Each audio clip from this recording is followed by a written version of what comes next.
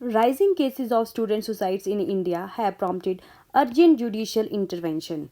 According to NCRB, 13,044 student suicides were recorded in 2022. The number was 5,425 in 2001. Hello and welcome to my channel.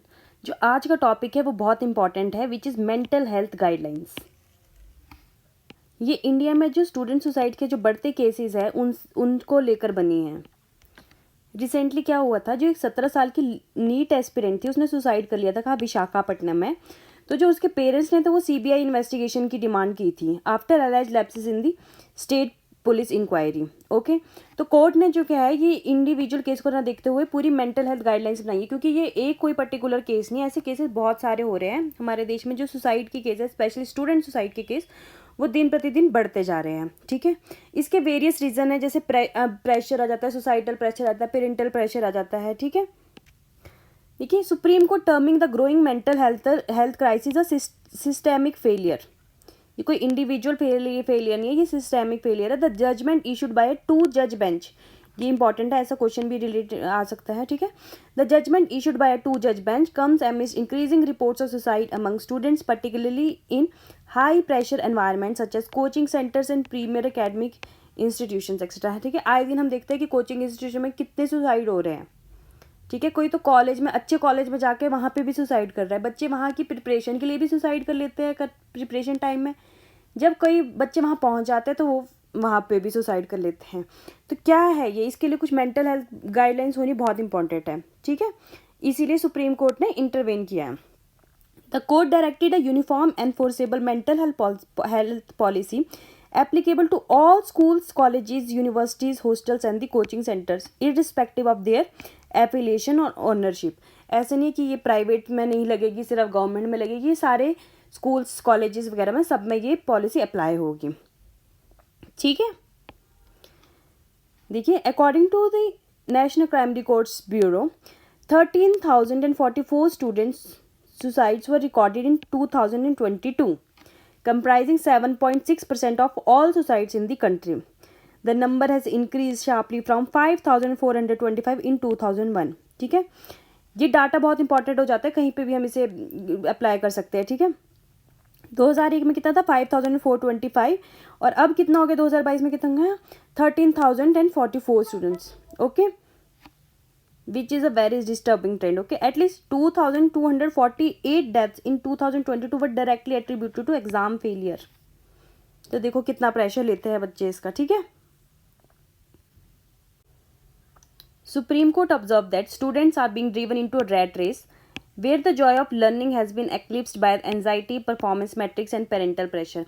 अब pressure इतना सारा बच्चे क्यों ले रहे थे, क्योंकि पहली बात, जैसे चलो कोई कोचिंग के लिए गया है, वो अपने घर से दूर गया है, वहाँ पे वो अलग रह रहे हैं। कई लोग तो इतने गरीब होते हैं लेकिन वो बच्चे की पढ़ाई के लिए अपनी घर, ज़मीन वगैरह तक बेच देते हैं। तो बच्चे को अल्टीमेट प्रेशर पड़ता है बच्चे पे ही। ठीक है, कि उसे अच्छा परफॉर्म करना है। तो अगर बच्चा परफॉर्म नहीं कर पा रहा अच्छा, अब सारे बच्चे तो नहीं टॉपर बन सकते हैं ना। अगर बच्चा परफॉर्म नहीं कर पा रहा तो मतलब मेंटली डिस्टर्ब हो जाता है, मतलब बहुत प्रेशर ले लेता है, डिप्रेशन में चल जाता है, एनजाइटी वगैरह ये सब होने लग जाती है। ठीक है,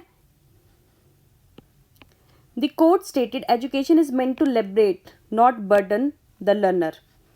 एजुकेशन किस लिए, ताकि बच्चा लिबरेट फील करे। आज के टाइम में क्या हो गया है, इस एजुकेशन को जो है लोग बर्डन की तरह लेने लग गए हैं। ठीक है, मैं अपना एग्जांपल लेती हूँ कि मतलब बहुत प्रेशर रहता है पढ़ाई का।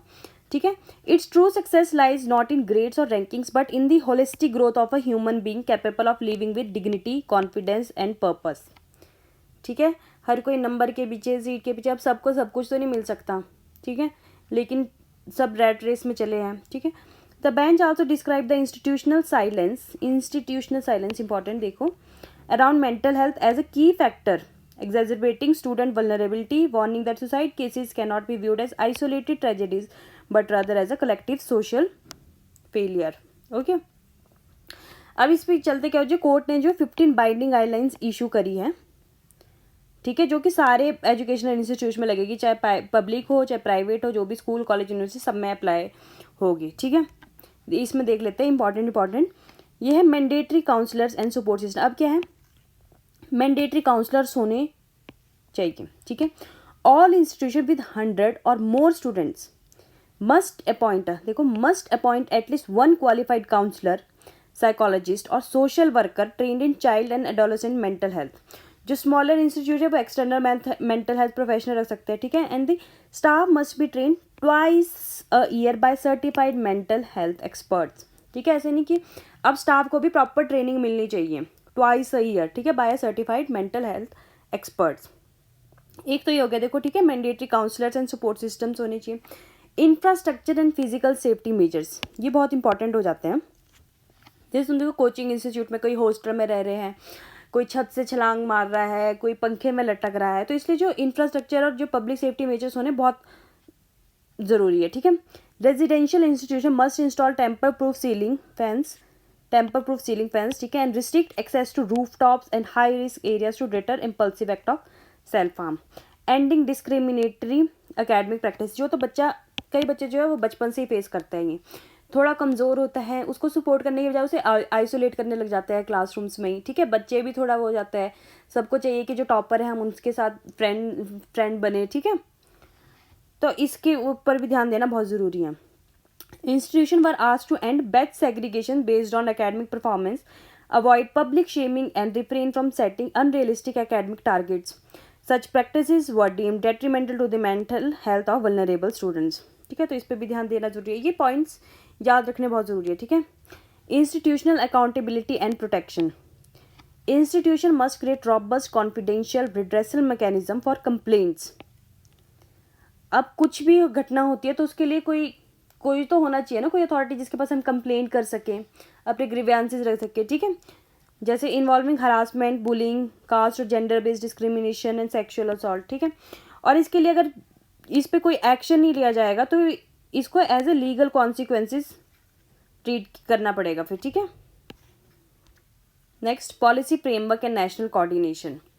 अब देखो जो भी सारे इंस्टीट्यूट है वहाँ पे जो है ये मेंटल हेल्थ गाइडलाइंस एक तो एप्लीकेबल होने बहुत ज़रूरी है, कुछ ऐसी पॉलिसीज़ बननी चाहिए, ठीक है, जिससे स्टूडेंट्स को भी सपोर्ट मिले।